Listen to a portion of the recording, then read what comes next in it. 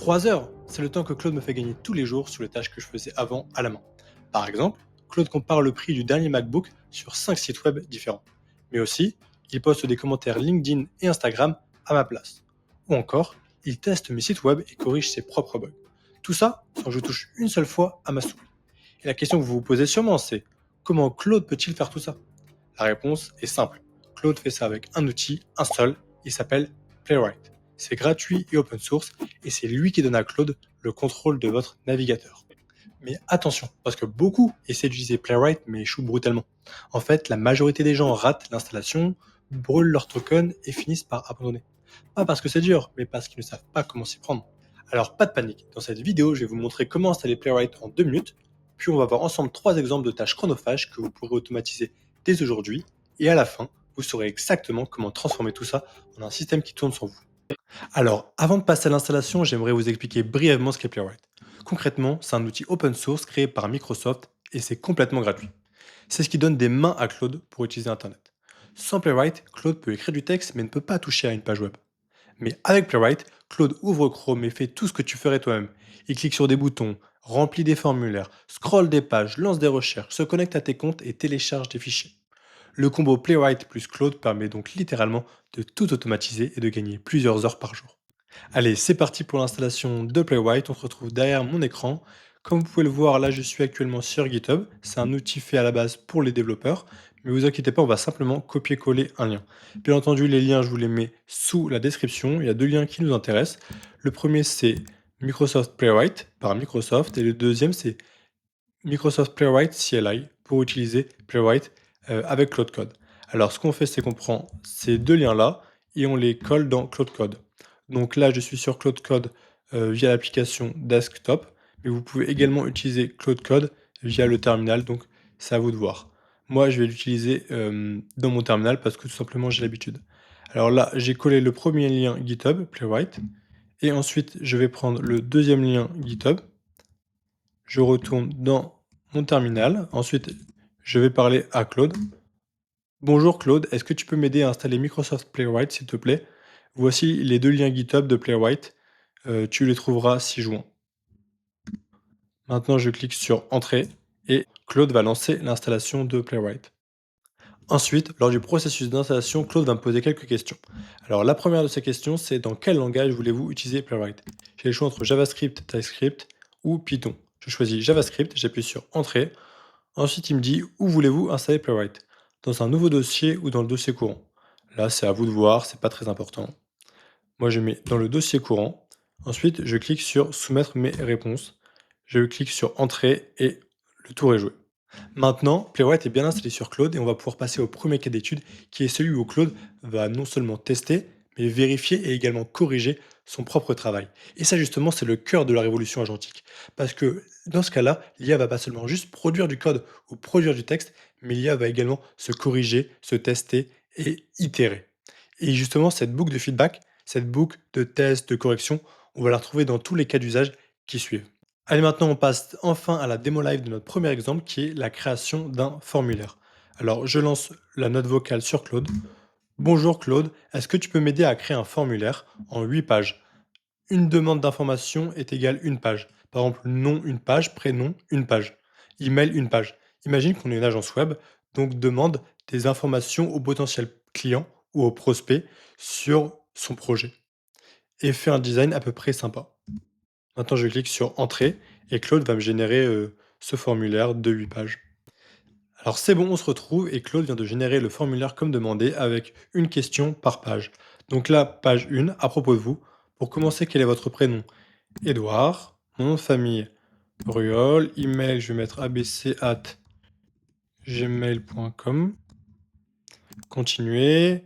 Le nom de votre entreprise, Studio Luma. Quel type de projet? Site e-commerce. Bon, là, on a un formulaire assez classique. Cette question. Décrivez votre projet en quelques mots. Là, ok. Envoyer. Donc, c'est bon, ça fonctionne bien. Alors, si le formulaire fonctionne pour nous, ça ne veut pas forcément dire qu'il fonctionne pour tout le monde.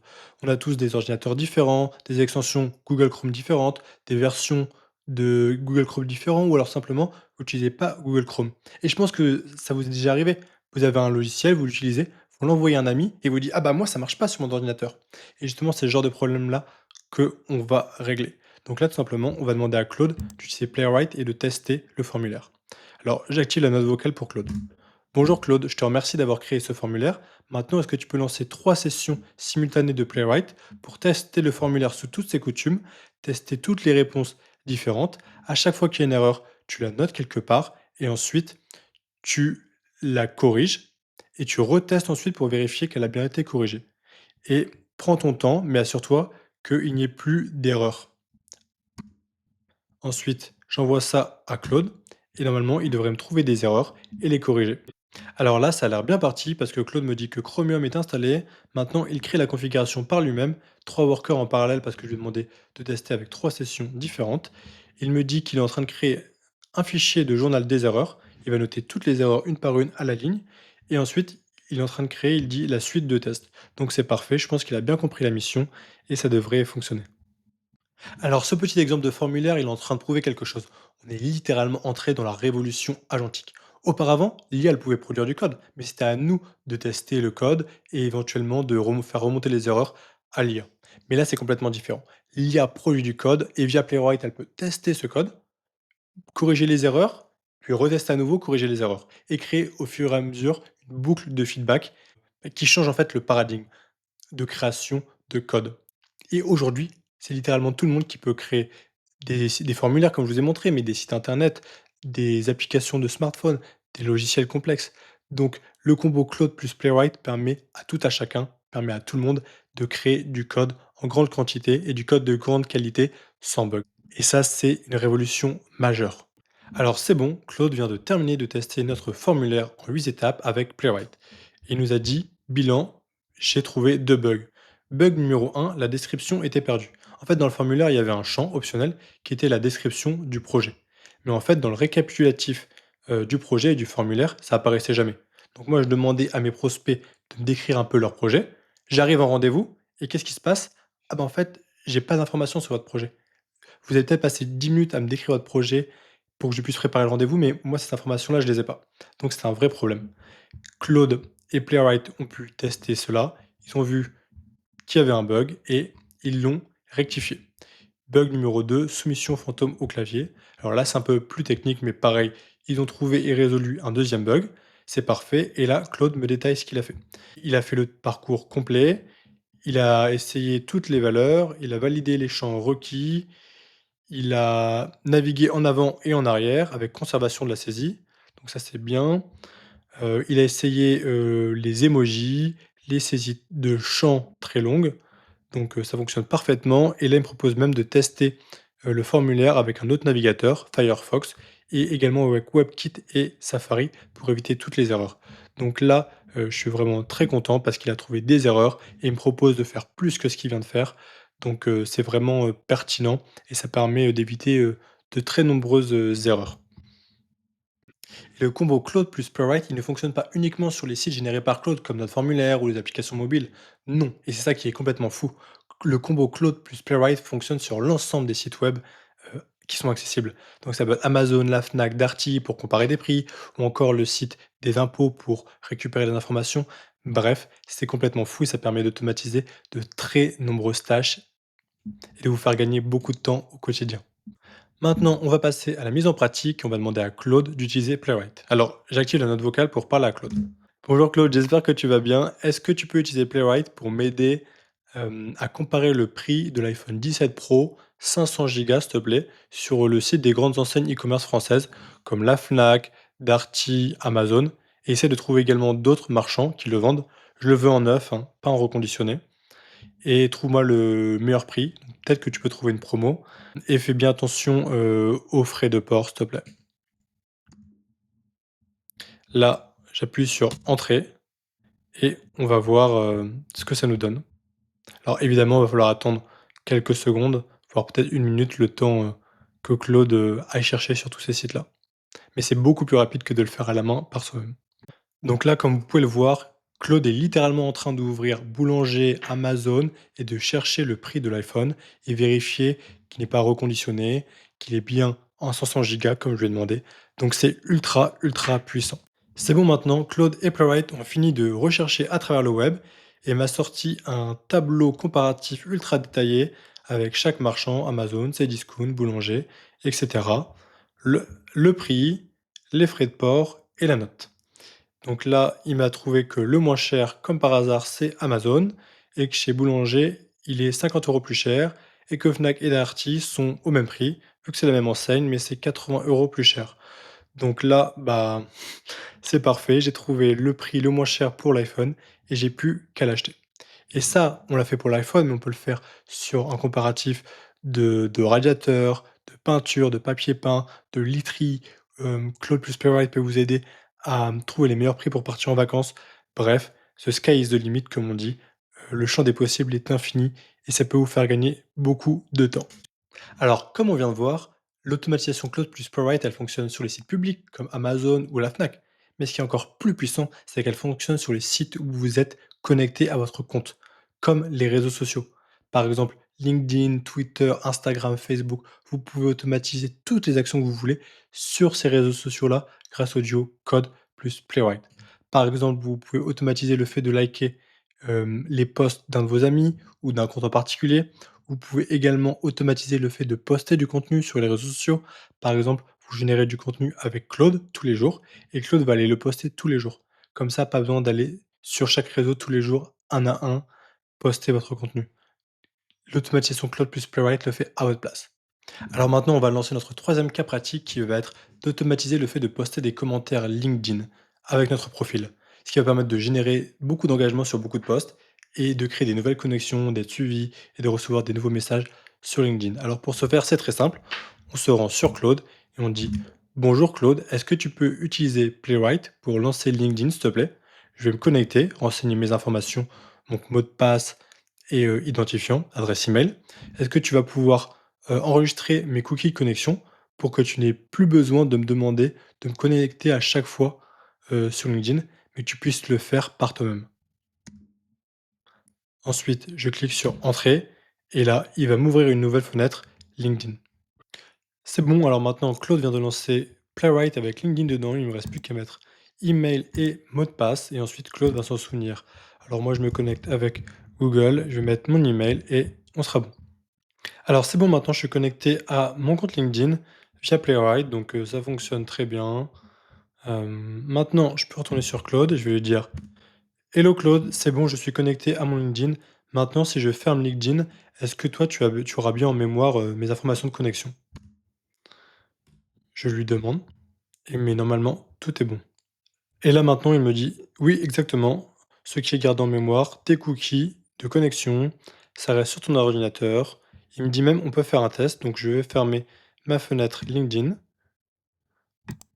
et je vais lui dire: «C'est bon, je viens de fermer ma fenêtre LinkedIn avec mon compte qui était connecté.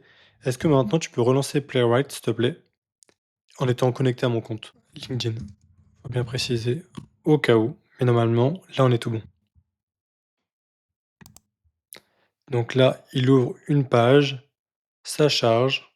Et là, c'est tout bon, donc Playwright vient bien d'ouvrir mon compte LinkedIn. Il avait bien gardé en mémoire les informations de connexion dans le navigateur, donc ça fonctionne parfaitement et je suis très content. Et maintenant, on va demander à Claude enfin l'automatisation. Est-ce que tu peux scroller mon fil LinkedIn, essaye de voir 50 posts, s'il te plaît. Identifie des posts intéressants, donc pas des posts sponsorisés, mais des posts de personnes qui donnent leur opinion et fais-moi une proposition de commentaire pour aller 5 posts, heu et propose d'ajouter mon opinion, en commentaire. Ne l'écris pas tout de suite, fais simplement un fichier dans lequel tu vas noter, ta suggestion de commentaire. Maintenant j'appuie sur «Entrée» et il devrait tout simplement faire ce que je viens de lui demander. Alors ça a pris un peu de temps, mais ça y est, Claude vient de me générer un fichier avec des suggestions de commentaires LinkedIn. Donc à chaque fois, il a repris le post. Donc là, c'est un post de Thierry Curti. Je connais pas, mais peu importe. Et le commentaire proposé, c'est: «Je partage votre lecture sur le côté caricatural de la formule. J'ajouterai une nuance, blablabla». Donc là, on voit en plus qu'il y a des tirets. Ça, c'est vraiment le marqueur de l'IA. Donc d'ailleurs, je vous recommande dans vos prompts de dire à l'IA de ne pas mettre de tirets, sinon vous vous êtes cramé que vous utilisez de l'IA. Là, il veut mettre un commentaire à un post de Carlos Diaz, qui a d'ailleurs un super podcast sur l'IA, je vous le recommande. Commentaire proposé, l'arithmétique est imparable et le réveil salutaire. Je lis pas le commentaire en entier, mais déjà la première phrase, moi, elle me surprend. Évidemment, j'écris pas comme ça du tout. C'est un style qui est bien trop soutenu, qui sonne pas naturel. Donc voilà, c'était un prompt par défaut. J'ai pas précisé le style d'écriture que je voulais. Donc il faut l'affiner. Il faudrait que j'ajoute dans mon prompt le style d'écriture que je veux pour mes commentaires. Effectivement, là, le style, il est pas approprié, mais vous avez compris l'idée. Et là, voilà, il m'a proposé donc 5 posts. Il m'a également suggéré des autres posts intéressants que je pourrais éventuellement commenter. Ça fait comme gagner beaucoup de temps et maintenant on n'a plus qu'à passer à la publication. Maintenant, je vais retourner sur Claude et je vais lui dire: «Merci, est-ce que maintenant tu peux publier le commentaire, sous le post de Carlos Diaz, mais tu peux juste écrire "intéressant, merci"? Supprime le commentaire que tu avais écrit, c'est pas mon style, écris juste "intéressant, merci"». Normalement, ça devrait publier assez rapidement. Donc là, c'est marrant, Claude est en train de scroller sur LinkedIn à ma place pour retrouver le post. Donc là, c'est marrant parce que Claude vient de se rendre compte que le feed, il est mis à jour constamment et que c'est difficile de retrouver le post. Donc là, il est en train de réfléchir à une stratégie pour retrouver le post et ajouter le commentaire. Donc là, c'est marrant, il a compris le problème par lui-même. Il a dit: «Le plus sûr est de passer par le profil de Carlos Diaz. Je récupère d'abord son profil via la recherche LinkedIn» et il a bien trouvé le profil de Carlos Diaz comme on peut le voir là. Donc c'est assez performant. Et maintenant, Claude m'a dit: «Tout est fait, récapitulatif. Commentaire publié sous le post de Carlos Diaz et le long commentaire initial, donc dans le style que j'aimais pas, qui n'était pas naturel en fait, il a été supprimé». Donc là, il m'explique comment il a sécurisé l'opération. Peu m'importe, pour être honnête. Maintenant, je vais aller sur mon compte LinkedIn. Je vais aller voir dans les commentaires que j'ai publiés et dans les posts récents, on voit bien le post de Carlos Diaz avec le commentaire intéressant, merci. Donc le commentaire a bien été publié en automatique et je peux en publier 20, 30 par jour et comme ça créer des connexions et avoir de plus en plus de personnes qui me suivent sur mon compte LinkedIn. Et ça peut faire gagner 1 heure, voire 2 heures de travail par jour, ce qui est considérable. Maintenant qu'on a une automatisation qui est prête, ce serait bien de la transformer en skill pour que Claude l'ait en mémoire et l'active lorsqu'on veut, comme par exemple une fois par semaine, une fois par mois ou tous les jours. Donc là, c'est ce que je vais faire. Je vais dire: «Cette automatisation de commentaires, Claude, est-ce que tu pourrais, s'il te plaît, hem, en faire un skill?» C'est-à-dire créer un skill et l'activer tous les jours. Comme ça, tous les jours, tu me proposes 5 commentaires basés sur, le feed. Donc tous les jours, tu scrolles le feed, tu trouves 50 posts et tu me fais une proposition de 5 commentaires que tu m'envoies.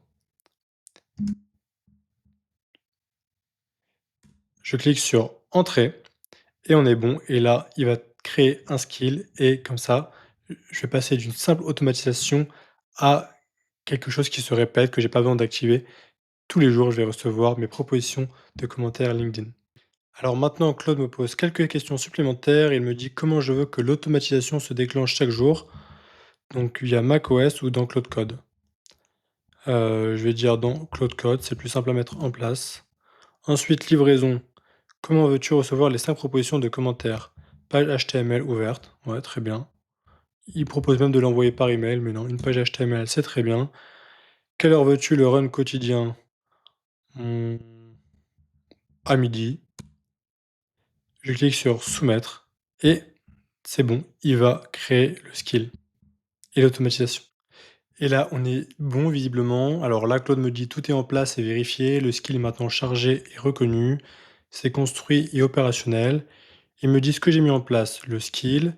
Alors j'écarte les posts sponsorisés, je sélectionne 5 vrais posts d'opinion, je génère une page HTML avec les suggestions de commentaires. Je fais ça tous les jours à 12h07. Donc, voilà, c'est parfait. Alors là, il me repose quelques questions. Il veut peaufiner avec moi le skill. Ça, c'est à vous de voir en fonction de vos besoins. Là, j'ai pris l'exemple de LinkedIn, mais en fonction de tout si vous faites ça sur Twitter, Facebook, Instagram ou autre, vous aurez, des spécifications et des réglages spécifiques à votre workflow. Mais c'était juste pour vous montrer que c'est possible et que ça peut vous faire gagner, beaucoup de temps et que techniquement, finalement, c'est pas compliqué. Vous avez maintenant toutes les cartes en main pour automatiser les tâches chronophages et répétitives, que ce soit sur les réseaux sociaux ou tout simplement des recherches d'informations. N'hésitez pas à me poser vos questions ou me dire si vous rencontrez des problèmes lors de l'installation ou l'utilisation. Dites-moi ça dans les commentaires. N'hésitez pas à vous abonner, à liker et à me dire dans les commentaires ce que vous avez pensé de cette vidéo. Et on se retrouve très bientôt pour un nouveau tutoriel.